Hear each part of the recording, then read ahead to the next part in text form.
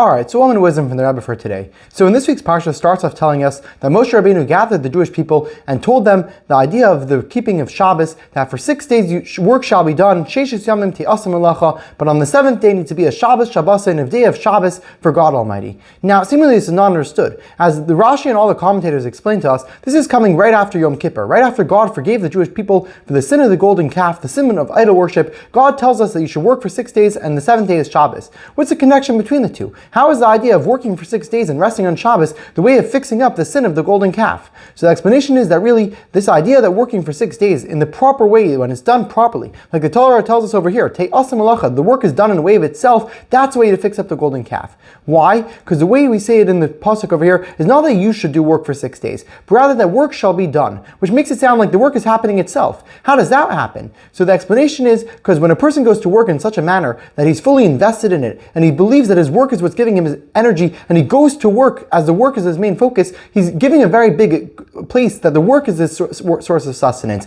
He doesn't recognize the fact that it's really coming from God, as opposed to when a person recognizes that godliness is really what's giving him his energy, so it can never take away from his Torah or his mitzvos. He doesn't try to do tricks which are against the Torah for his business, because he recognizes that God is the one who's really giving you your sustenance. Going to work is only making a vessel for God to give you your blessings, so the vessel doesn't need to be as important as the actual light and energy which God gives you. So you go to work in order to do what you need to do, the bare minimum, but your real energy, your real enjoyment, your real effort that you enjoy is the idea of serving God Almighty, the Torah mitzvahs, and therefore going to business will never take away from that. As when a person considers his business something real, which is really giving him his energy, it's almost the same as avodah zarah, idol worship, where a person says that I need to serve the sun because that's what's giving me my energy. I need to serve this stone because the stone is giving me my energy. Or I need to serve my business because that's what's giving me my energy. But when you go to business in the proper way, you recognize that it's only a tool for God Almighty, then you're serving God in the proper way, and that undoes the idea of idol worship, God forbid, where you're totally focused that everything is coming from God directly without any intermediary.